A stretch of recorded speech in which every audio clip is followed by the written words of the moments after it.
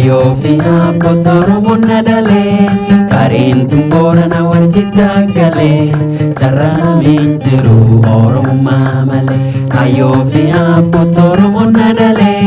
Karintum borana warjita gale Cara la minjeru oromumma male Cara la minjeru oromumma male Dirre dawa fi finfinne nandura Ejersi muda ogitu achuma Fardi abba gala galgale galchuma Dirre dawa fi finfinne nandura Ejersi muda ogitu achuma Fardi abba gala galgale galchuma Fardi abba gala galgale galchuma Gimbi fina jawar walla garake Korro guduru bedeli nanahe Ilu abba bora halaf damma gahe Gimbi fina jawar walla garake Korro guduru bedeli nanahe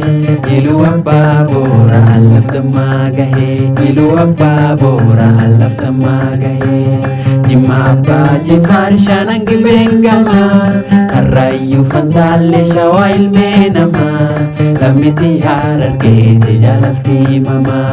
Jimma abba jifar shanangi bengama Karrayu fandale shawa ilme nama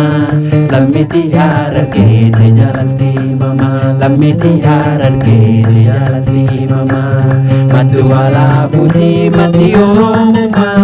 Nami naman tolchu hatolchu aguma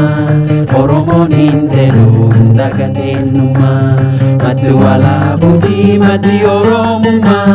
Nami naman tolchu hatolchu aguma Oromon hindelu hindagaten numa Oromon hindelu hindagaten numa Poleni jenneni famin gabannu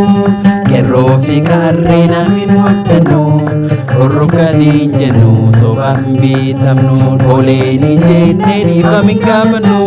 Kerro fi karre namin waddanu Orrukadin jennu sobaan bitamnu Orrukadin jennu sobaan bitamnu Sikko mando arsil maguji girja Teso goto tati balim biyetiya Urrisetin dagana fafardotiya Sikko mando arsil maguji girja Teso goto tati balim biyetiya Urrisetin dagana fafardotiya Urrisetin dagana fafardotiya Kanong galana bishoftu nagate Warite gammachu ijoolleen taphate Duriyaatiin qabne hamtuun siddaqatte Volkaanoon galaana bishoftu naqatte